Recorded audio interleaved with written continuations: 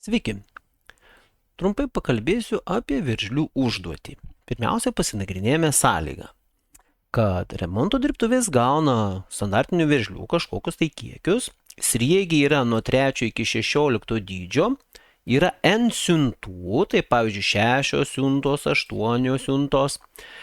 Ir toliau mes turime po 2 skaičius. Pirmasis skaičius nurodo sriegio dydį nuo 3 iki 16, o antrasis toje siuntoje būtent šito dydžio esančių veržlių skaičių. Gali būti iki 1000. Na ir užduotis pakankamai paprastai skamba. Mums reikia rasti, kiek kurios rūšies veržlių yra gauta ir kurios rūšies veržlių gauta daugiausiai. Šitą užduotį, ir dar reikia rezultatus išrikiuoti sriegių dydžių didėjimo tvarka. Taigi, šitą užduotį galima spręsti labai sudėtingai arba labai elementariai. Jeigu jūs tiesiog skaitysite duomenis, tarkim, į 2 masyvus ir į vieną masyvą saugosite numerius, į kitą masyvą saugosite dydžius, tai bus labai sudėtinga paskaičiuoti. Aš siūlau iš tikrųjų naudoti štai tokį variantą. Susikurti masyvą 17 dydžio, mums reikalingi skaičiai yra nuo 3 iki 16, bet masyvo indeksai prasideda nuo 0.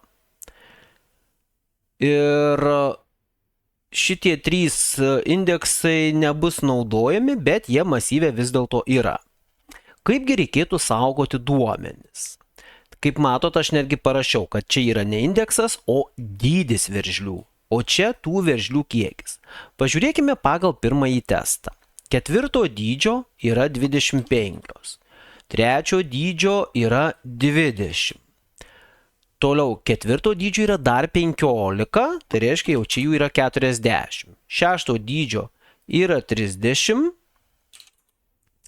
12 dydžio yra 10.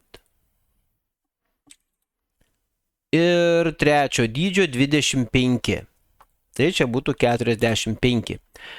Ir dabar, jeigu mes pažiūrėtumėm per skaičius, mes matome, kad 45 dydžio yra daugiausiai. Štai šitų. Na, o iš viso veržlių, kaip matote, yra šito dydžio, šito ir šito.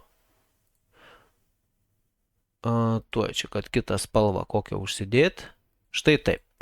Dabar žiūrim į atsakymus. 3, 45, 4, 40, 6, 30, 12, 10. Kaip matote, atsakymai yra pagal veržlių dydį surikiuoti didėjančiai. Prie kiekvieno dydžio yra parašyta, kiek kokių veržlių surinkta. Ir dar, jeigu mes prabėgsime per masyvą, tai rasime, kad dydis 45 yra didžiausias, tai yra 3 dydžio veržlės. Ir atsakymas, kaip matote, yra daugiausiai yra 3 rūšies. Kaip matote, sprendimas yra visiškai nesudėtingas ir jeigu jūs taip darysite, tai jūs iš karto smarkiai palengvinsite savo darbą.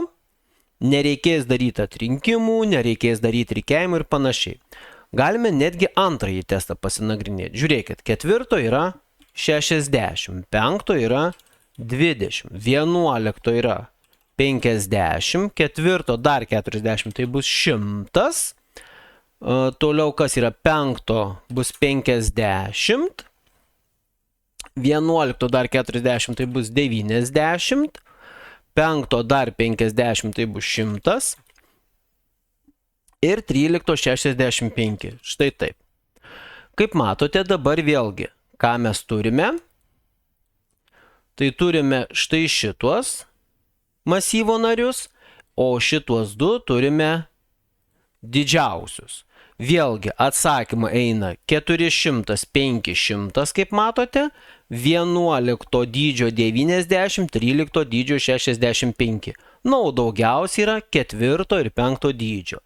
Reiškia, jums reikia pirmiausiai rasti didžiausią skaičių masyvę, o tada išspausdinti tuos masyvo indeksus, tai yra 4, 5 ar dar kažkokį kitą skaičių, kurie atitinka 100. Ir čia visas sprendimas.